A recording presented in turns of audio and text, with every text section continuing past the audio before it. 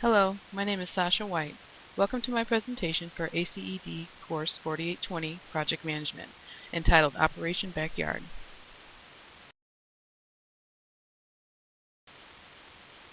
This brief presentation will focus on the following topics. First, I will cover what the overall project consisted of. Secondly, I will talk about the lessons learned during the course of this project.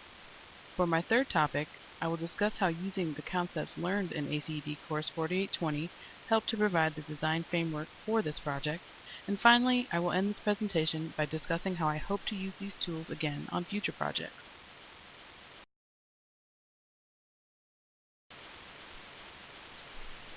Before we started this project, the backyard had an existing fire pit, but there was no seating or way to comfortably enjoy it.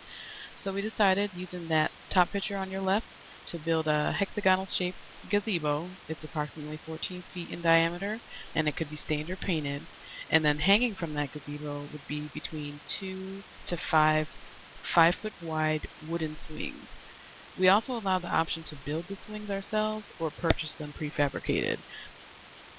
We had to incorporate the existing fire pit to save money, but to make it work, we would have to reduce the size to allow for safe swing movement and then reposition it to be centered within the structure.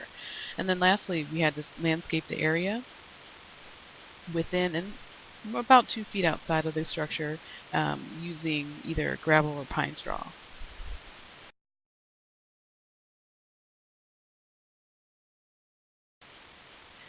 There were 3 big lessons learned during this project. The first lesson learned was about us completing the initiate and plan phases before project execution.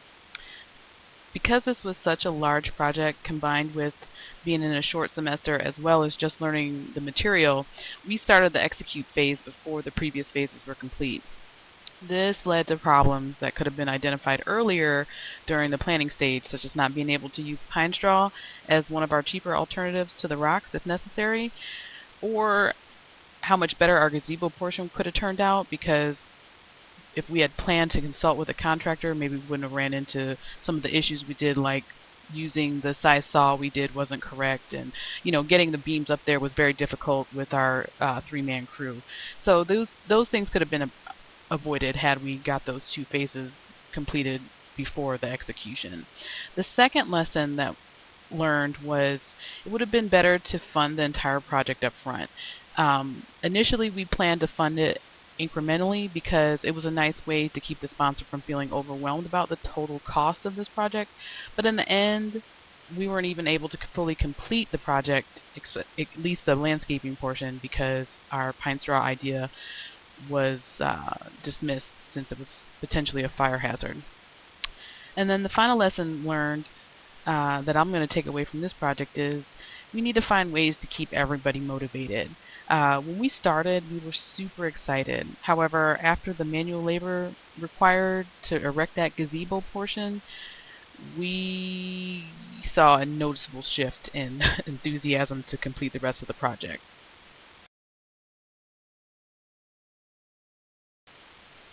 How this course helped frame our project was that we followed the 5 project management processes, which are to initiate, plan, execute, monitor and control, and close a project. During the initiate phase, we developed our SMART objective, which was to build and deliver a safe and functioning gazebo complete with swings and a fire pit, utilizing our combined mechanical and building abilities, and any outside woodworking guidance as necessary, all to be completed by July 19th, 2015. During this phase, we also completed a team building exercise, which helped to identify some of our strengths and weaknesses. This part really helped to see how we work together as a team. During the planning stage, we created the project charter and the communication plan. The project charter really gave us the beginning of how the overall project would flow, and then the communication plan put it in writing as to how and when we would come together to review our progress. In the execute phase, we developed the work breakdown structure and Gantt charts, and these identified all the tasks associated with the project as well as how they would be scheduled from start to finish. And also, as part of the execute phase, we identified the risks associated with this project, such as weather delays and budget constraints, as well as what actions we could take should these risks present themselves using risk analysis and contingency planning. And finally, we closed the project with a post-project review that identified lessons learned as well as potential ways to improve on those lessons, as I discussed in the previous slide.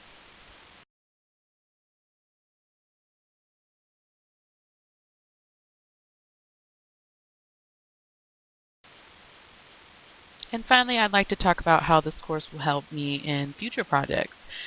Overall, I will definitely be using the processes presented in this course. In the past, I had used some of them, but I had not been able to put them all together like I was in this course, especially when it came to following the stages.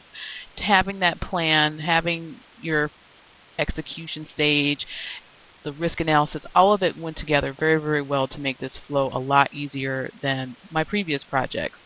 In the past, I had made a task list and maybe a risk listing, but I had never actually planned for if something went wrong, what I would do in that case. So having that contingency plan is extremely helpful. The work breakdown structure was extremely helpful. Seeing all of the tasks associated and broken down into the individual stages really let me see how this project would flow. And it really helped to identify if there were some missing areas. And then, having all the other team members, take a look and put their inputs in as well really helped to make sure this project flowed smoothly. With that, I'd like to complete my presentation and I hope you enjoyed it.